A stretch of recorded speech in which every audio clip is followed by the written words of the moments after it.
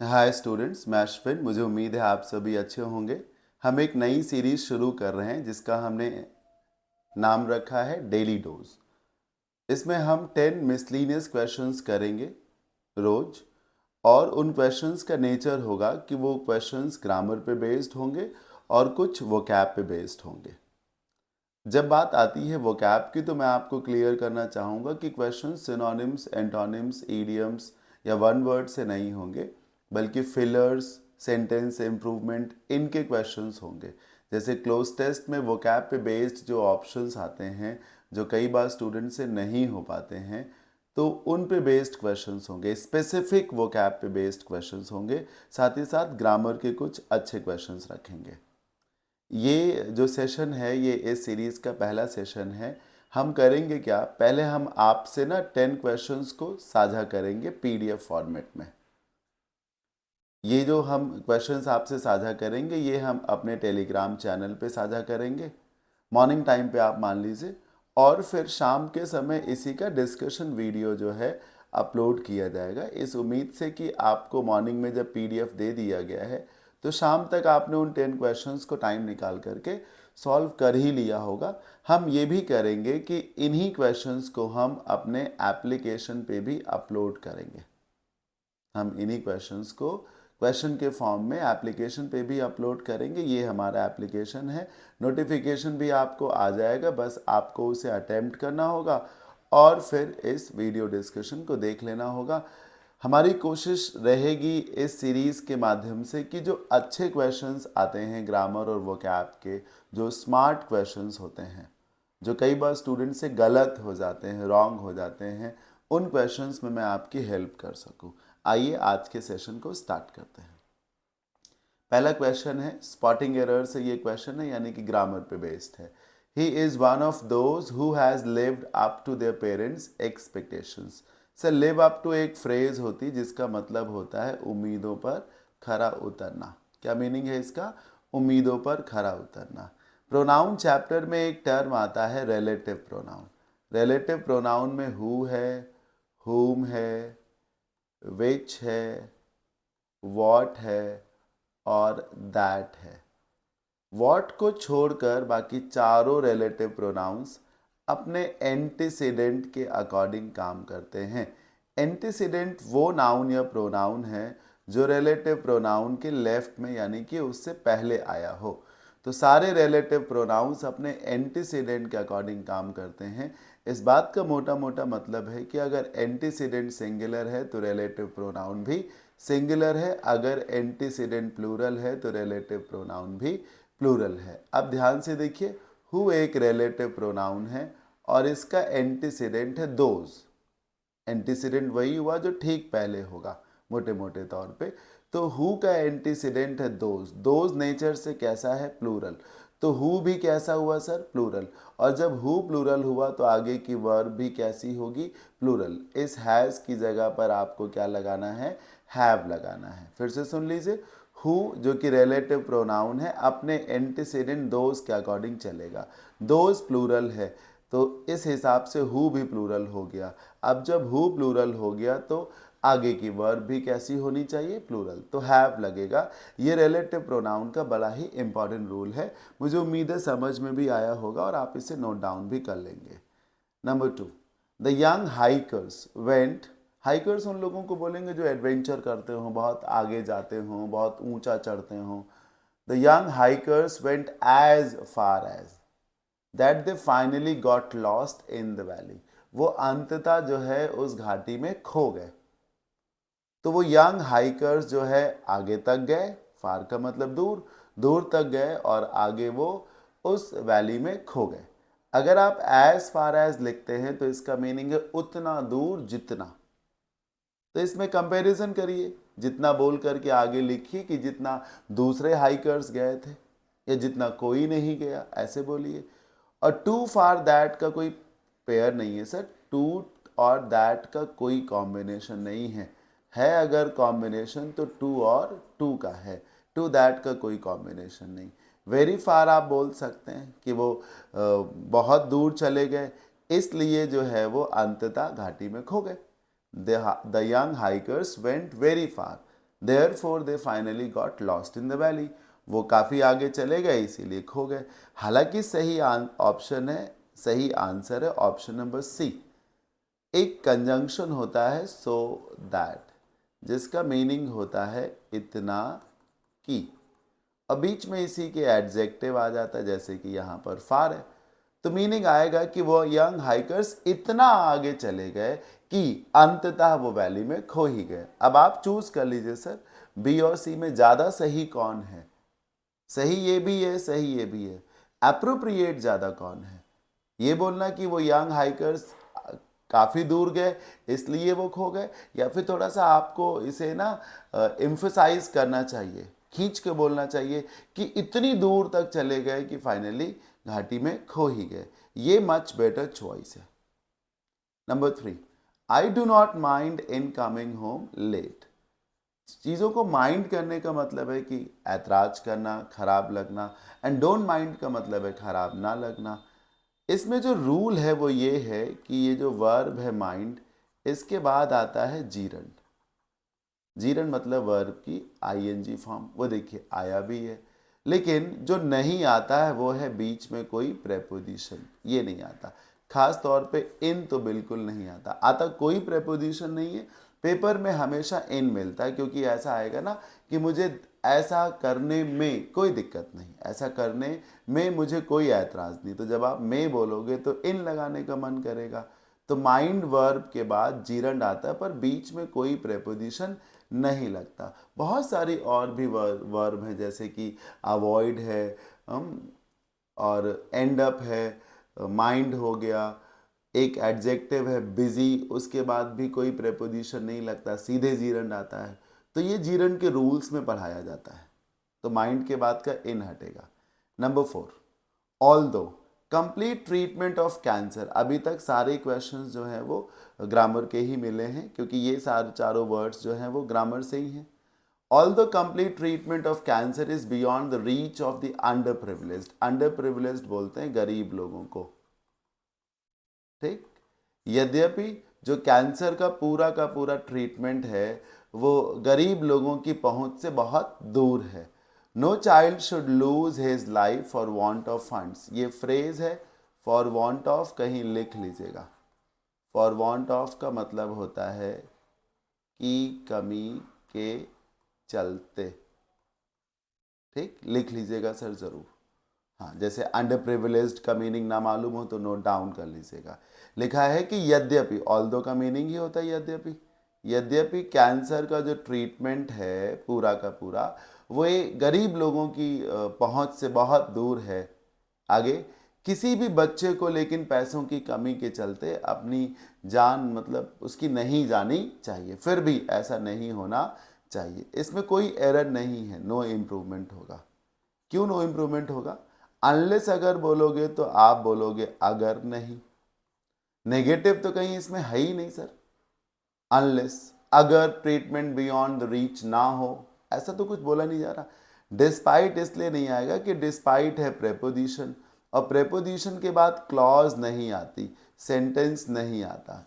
और यहाँ सेंटेंस है, complete treatment of cancer is beyond the reach of the under privileged, ये sentence है। डिस्पाइट आएगा नहीं, बिकॉज भी नहीं आएगा। ये ना बोलिए कि क्योंकि कैंसर का जो ट्रीटमेंट है वो गरीबों से दूर है, गरीबों की पॉकेट्स पे भारी पड़ता है, किसी को अपना जान गंवाना नहीं चाहिए या जान गंवाने की नौबत नहीं आनी चाहिए। बेहतर है कि आप ऐसे बोलिए कि भले ही कैंसर का ट्रीटमेंट बहुत महंगा है, फिर भी किसी बच्चे की जान जो है गरीबी की वजह से नहीं जानी चाहिए। तो ये यद्यपि और फिर भी का कॉम्बिनेशन ठीक है, तो ऑप्शन नंबर डी हो जाएगा। नंबर 5 देखिए, over use of social media, मतलब जरूरत से ज्यादा सोशल मीडिया का प्रयोग does not enhance knowledge. Enhance मतलब होता है बढ़ाना, कि सोशल मीडिया का ज़रूरत से ज़्यादा प्रयोग जो है नॉलेज को नहीं बढ़ाता। Neither is it good for one's health, ना ही ये किसी की हेल्थ के लिए अच्छा होता है। ये देखिए, नाइदर के बाद आपने सेंटेंस को इन्वर्ट किया है, ठीक, एडवर्ब में पढ़ाया जाता है। और मैंने अभी एक दूसरी सीरीज़ भी स्टार्ट की है, golden rules of English grammar, उसका जो रूल नंबर 2 है उसमें नाइदर नॉर आइदर और पढ़ाया है इन्वर्जन के साथ, देख सकते हैं आप उसे।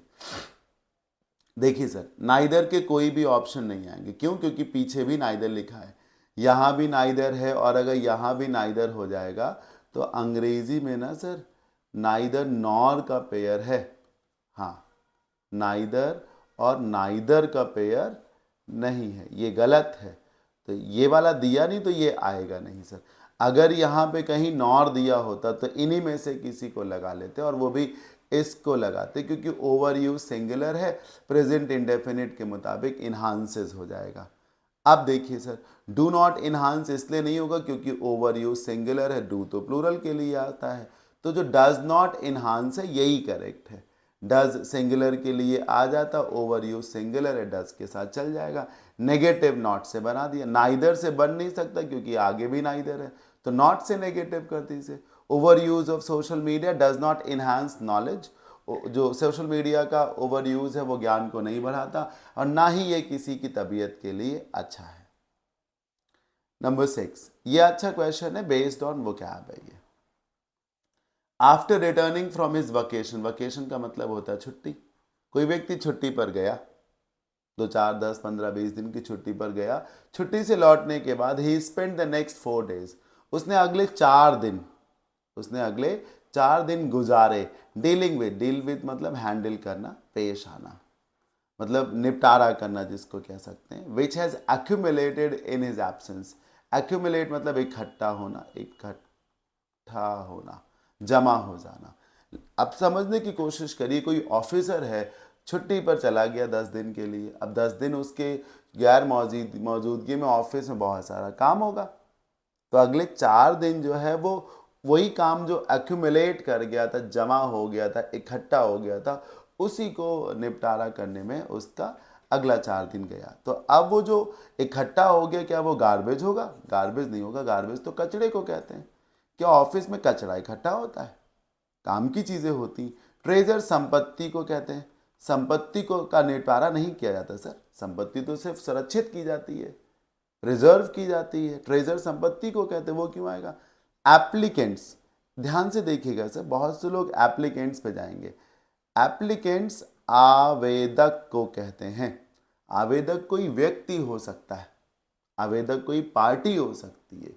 तो आप मुझे बताओ कि इकट्ठा क्या आवेदक हो जाते हैं? एक्यूमुलेट मतलब जमा हो जाना, क्या आवेदक जमा हो जाते हैं? आवेदक का ढेर लग जाता है? अरे नहीं सर, फाइलों का ढेर लगता होगा, और उसके लिए करेस्पॉन्डेंस आ जाएगा। करेस्पॉन्डेंस का मतलब पत्राचार होता है, और पत्राचार का मतलब है कि आपके पीछे ऑफिस में बहुत सारी चिट्ठियाँ आई, ये रिक्वेस्ट आई, वो रिक्वेस्ट आई, ये फाइल आई, वो फाइल आई, ये काम आया, वो काम आया, यही सब करेस्पॉन्डेंस है, इसी को डील करना होगा।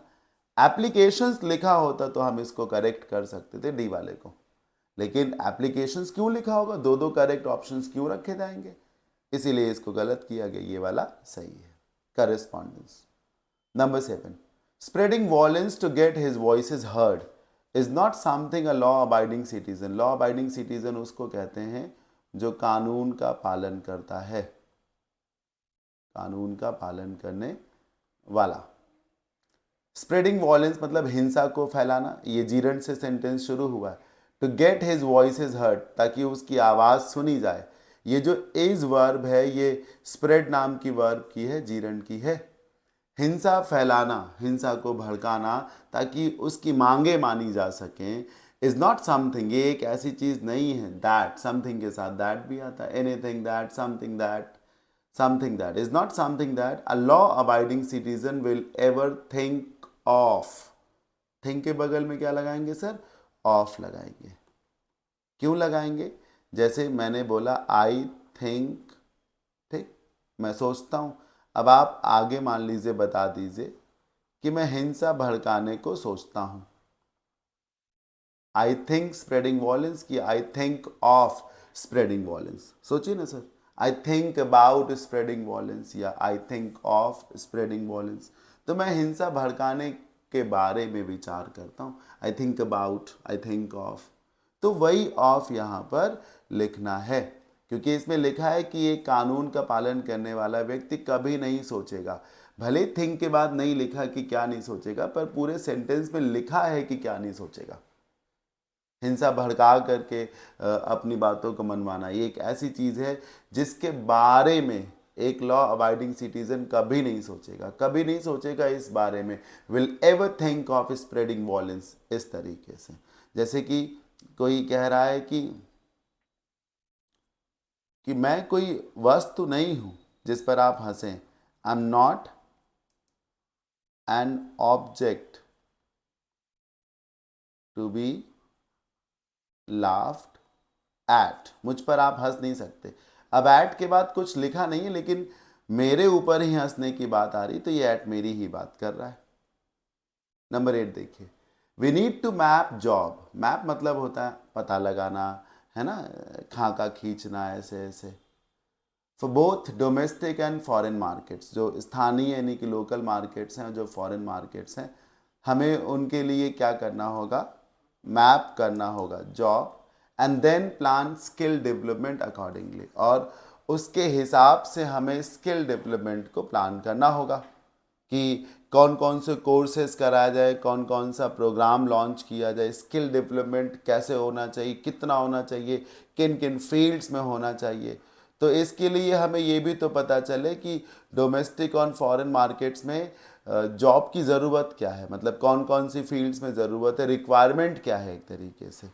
तो जॉब एप्लीकेशंस तो वो होते हैं कि जैसे आपके पास जो है पेपर आ गया, आपके पास पेपर आ गया, वो जॉब एप्लीकेशंस में आ गया। जॉब ऑफर्स वो हो गए कि आपको ये बेनिफिट्स मिलेंगे जॉब में, और ग्रोथ का मतलब विकास से हो गया रिक्वायरमेंट। करिए सर, हमें मालूम तो हो कि रिक्वायरमेंट क्या है हमारे पास, तब तो हम प्रोडक्ट को रेडी करेंगे ना।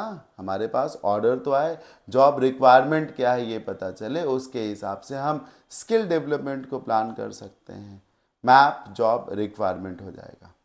Number 9, for the sake of the village. For the sake of एक फ्रेज है जिसका मतलब होता है की खातिर, गांव की खातिर या गांव के लिए। He did what ever was necessary, उसने वो सब किया जो जरूरी था, गांव की खातिर उसने वो सब किया जो जरूरी था। And today a stone statue, और आज एक पत्थर की मूर्ति, इरेक्टेड, कंस्ट्रक्टेड, स्टैब्लिश्ड और स्टैंड्स। स्टैब्लिश्ड नहीं होगा क्योंकि मूर्ति को जब बनाया जाता है, कहीं पे स्थापित किया जाता है, तो इस्टेब्लिश नहीं करते, बिजनेस को, कंपनी को इस्टेब्लिश किया जाता है। समझ रहे हैं ना, कंपनी के लिए, बिजनेस के लिए आता है ये। और कंस्ट्रक्ट भी खास तौर पे बिल्डिंग के लिए आता है sir.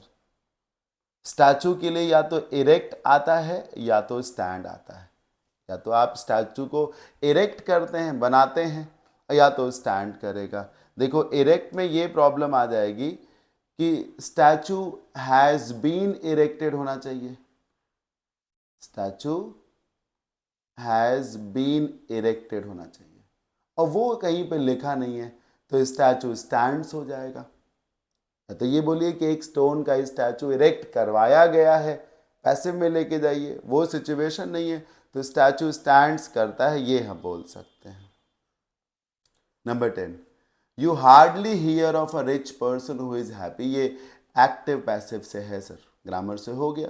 You hardly here of a rich person who is happy, ये तो आप जान रहे हैं कि ऑब्जेक्ट से शुरू होगा, तो आ रिच पर्सन से शुरू होगा। ये देखिए आ रिच पर्सन, और हु इज हैप्पी लिख दीजिए, who is happy, who is happy. अब प्रॉब्लम क्या है, देखिए हार्डली यहाँ पे आया है हियर के लिए, और यहाँ हैप्पी के लिए आ गया। गलत बात है ना सर, हार्डली हैप्पी क्यों हो जाएगा, हियर के आसपास लिखिए, who is happy, who is happy, who is happy. अब देखिए ये जो हियर है प्रेजेंट इंडेफिनिट है, और प्रेजेंट इंडेफिनिट के पैसिव की वर्ब होती है इज, एम आर और थर्ड फॉर्म। ठीक, तो आप इज लगाइए और हर्ड लिखिए, और बीच में हार्डली ऐड कर दीजिए, is hardly heard of, is hardly heard, is hardly heard, is hardly heard. ठीक, लेकिन अब इसमें बाई यू तो आ गया, लेकिन ऑफ नहीं आया, उसकी सख्त ज़रूरत है, ये होगा। हमेशा याद रखिए कि पैसिव में जैसे सब्जेक्ट आई हो, तो भले ये बाई मी ना हो, लेकिन मान लो वर्ब है लाफ, और लाफ के बगल में एट है, तो वो एट ज़रूर होगा। तो जो हियर के बगल में ऑफ है वो ज़रूर रहेगा, भले ही बाई यू ना हो। A rich man who is happy is hardly heard of. Option number A हो जाएगा। इस तरीके से ये सेशन ओवर हो जाता है। मुझे बताइएगा कैसा लगा ये पहला सेशन, और हम इस सीरीज़ को कंटिन्यू ज़रूर करेंगे। Thank you so much.